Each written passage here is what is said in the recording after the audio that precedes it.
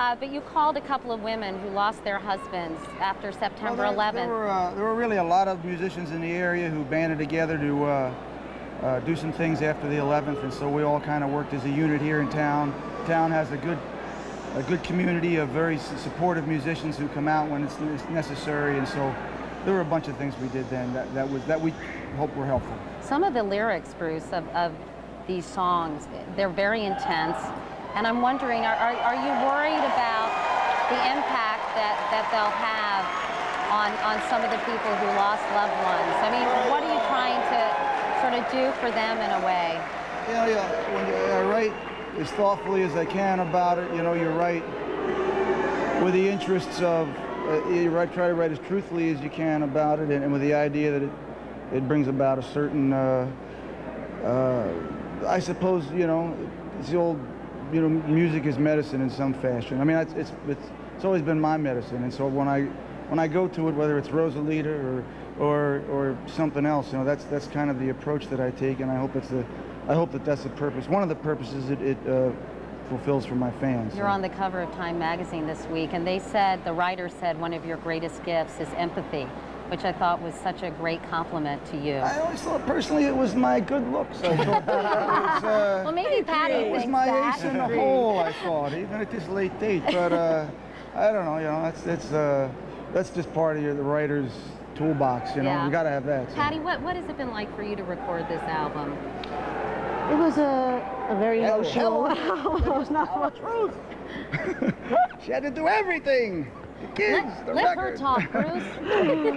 Everything but talk.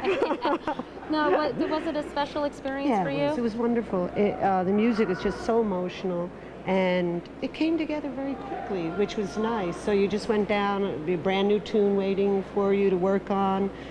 Things went fast, and it was very clear and great. And Brendan, I thought, did a fantastic job. Yeah, That's right. You worked with a new producer good. this year. I'm just going to turn around and talk to Niels for a minute. Excuse my back. How was it working with this new producer? Because I know he's worked with a lot of famous artists before. Pearl Jam, for example. Actually, an old friend, Neil Young, told me a lot about Brendan, and he was excited to hear Bruce and him hooked up. And when I got down to Atlanta, it was obvious Bruce and Brendan had a great groove going. Yeah. And it was fun to just watch them work, you know, participate here and there, and watch them be very creative, and they're in kind of a great production zone, and I think it's obvious it reflects in the record. I know you joined the E Street Band back in 1984 because your group was Grin, right? I used to listen to you when I was a young whippersnapper. Early 70s, yeah. I'm the, Not that young. I'm the new member. I joined 18 years ago. Yeah. Is it great for you all to be back together and record the studio album again? It's terrific. It sounds so good. It was great to be with Brendan because he spent so much time on each player that we really got a chance to show our stuff. Clarence, Just great. Clarence, what about you? You still got it? Still got it, still loving it. Still loving it. It's just very exciting, always exciting, and always great to be back with the band and be with Bruce, and it's just wonderful. So how long do you think this is going to last, this reunion?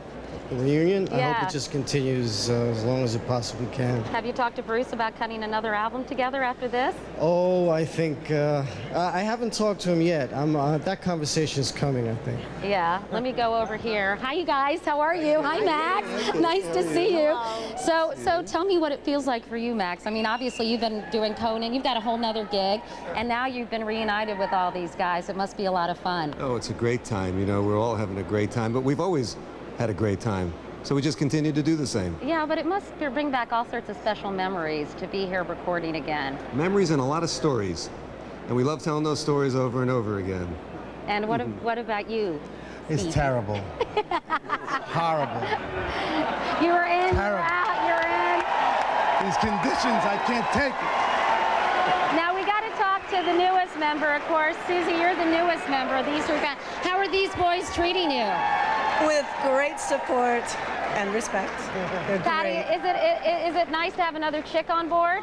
Susie and I have been friends. We've been making music together for 20 years. So Yeah? we've known each other a very long time. So how did great. the two of you hook up, and how did you become a member of this elite group? Well, geez. We hooked up playing on the streets of New York Played on City. the streets in New York. In- We were in our 20s. We Really? used to bus, pay our rent that way. So you must be pretty excited to be a part of this, huh? Very excited. It's the most thrilling experience of my life. Yeah, you got to make up for him. That's right. Anyway, so Can you give us a hint about what songs you're going to play in our next half hour? We're going to play Rising, Lonesome Day. And a We got a surprise? nice version of Happy Birthday coming up, I think. Followed by a sweet version of Hello Dolly we've been working on. Well, we look forward to it. Thanks you guys so much, and thanks for being here. We'll be back with Bruce Springsteen and E Street Band after this.